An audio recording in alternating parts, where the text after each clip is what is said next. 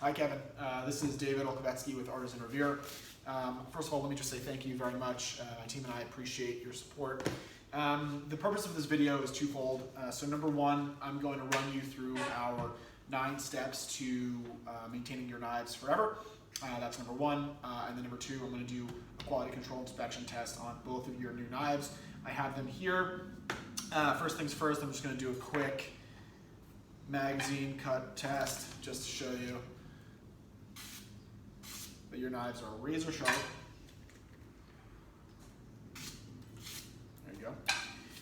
And now on to the knife care, and then I will perform a QC inspection on both your blades and then ship them out to you first thing tomorrow morning. So where do we start? Number one, you want to you want to use your knives on food and only food, and also very important to note, you don't want to use them on frozen food. If you're separating burger patties, for instance, use a cleaver or a very, very heavy blade. These knives are fairly thin behind the edge at about 12 thou each behind the cutting edge, so they're really suboptimal to use on something like that burger patty splitting task that I just mentioned. So that's number one, not use them on food and only food.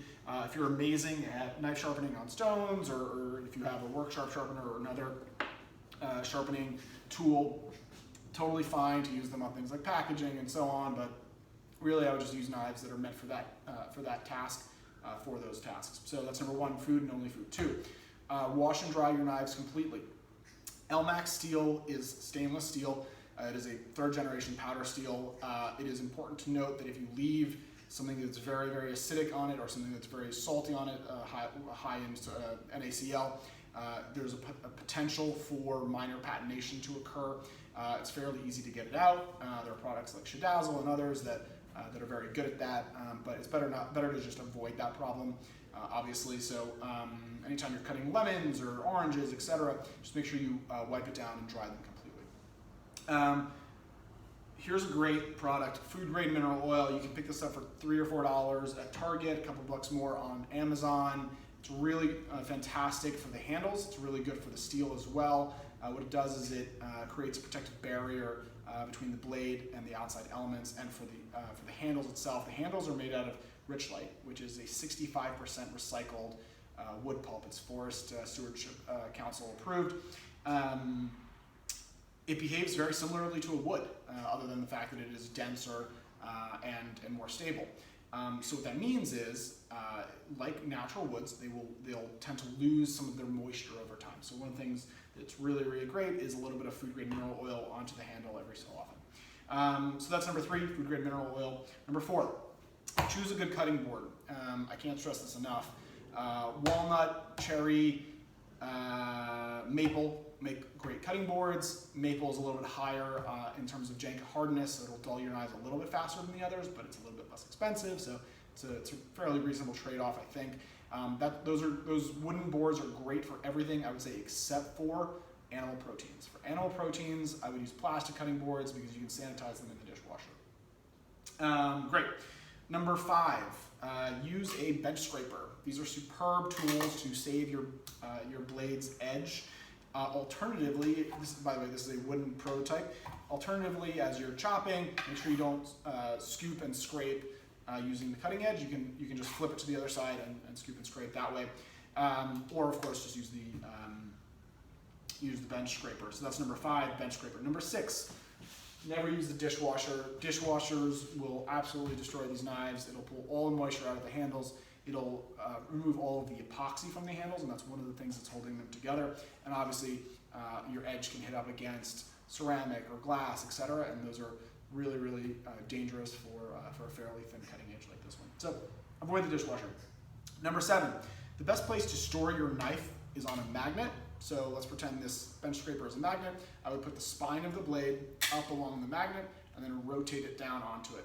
And then when I'm removing it, I'd rotate it this way and take it off with the spine having the contact to the magnet. You never want to have edge contact.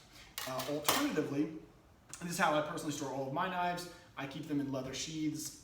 Again, it's very important to focus on making sure that before you put it in, it has to be clean and dry, because leather retains moisture, and moisture is the enemy of steel. So avoid putting it into a leather sheath if it's wet.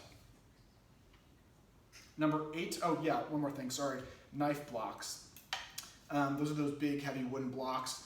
We don't like them for several reasons. Primarily, every single time you're putting it in, you're essentially cutting. You're performing a cutting task, and that's going to dull your blade.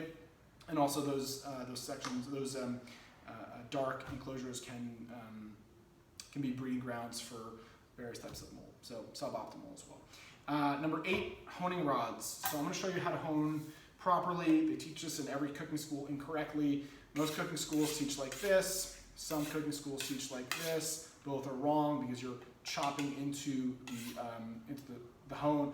By the way, one thing I should mention, use a ceramic rod instead of a steel rod, ideally, unless you have there's a brand called F-Dick that makes very high Rockwell, very smooth steel rods. Those are okay, but ceramic is best, I think.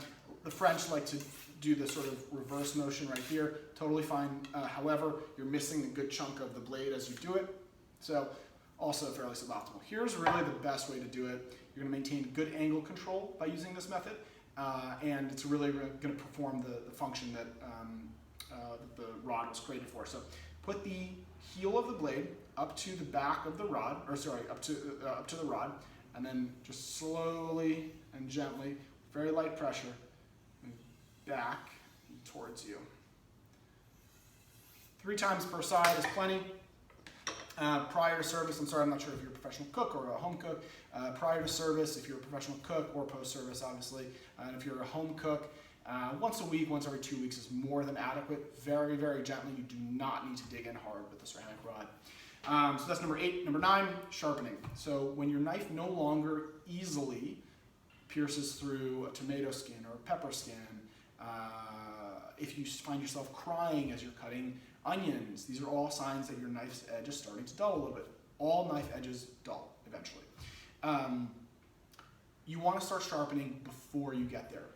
The honing rod is very, very powerful tool in terms of extending the longevity of the edge, but again, it will go dull at some point. So we recommend whetstones. I personally use a King 1000, 6000. It's, I think $45 or something like that on Amazon. Alternatively, I love the Work Sharp sharpener. It's a really, really great tool. We've developed our own recipe for the sharpening technique to use with it. This is not something you need to worry about for a while. There's other great products out there.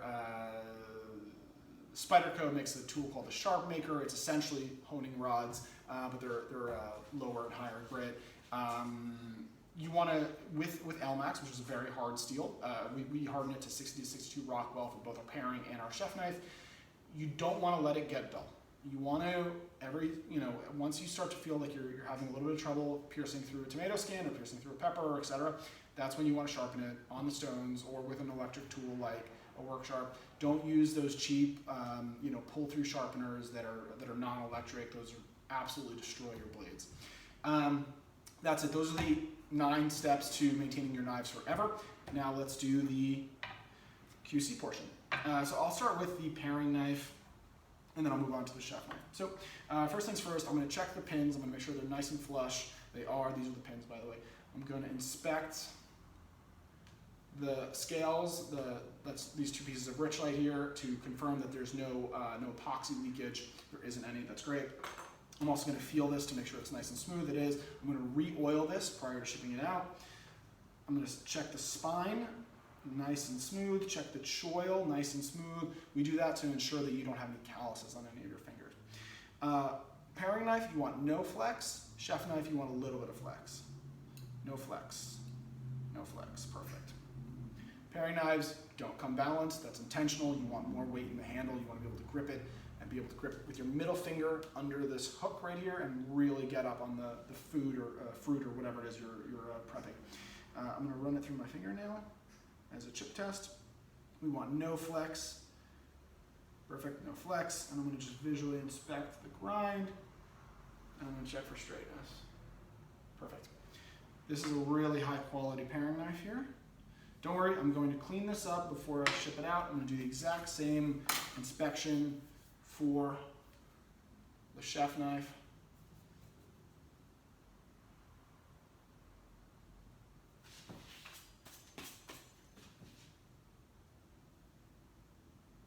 Very nice.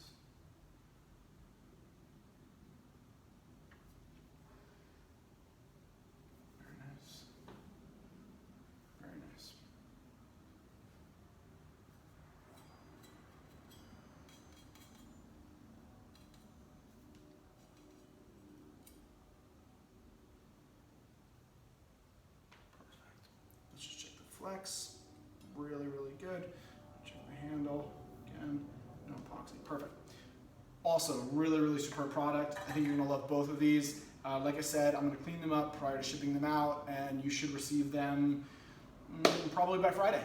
Thank you so much. I appreciate it. Have a great day.